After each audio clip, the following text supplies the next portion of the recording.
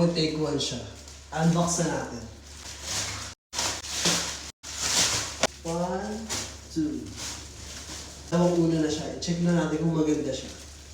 So, tatanggalin siya sa plastic para lumobo siya at maging totoong ulo siya.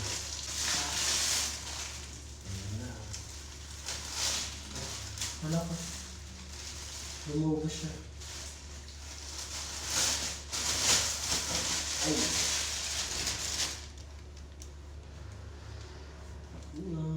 Galing. Ito, from naging ganito. Galing. Malambot siya in fairness. And huggable. Huggable. Ito din siya. Buy one, get one. Order na. Maganda yung unan niya, ha?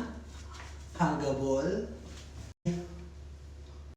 Best investment talaga ang magandang tulog. Kaya kung gusto mo ng ganito, bumili ka ng isa at makakuha ng isa, check out mo na dyan sa Yellow Basket. Bye, tutulog na ako.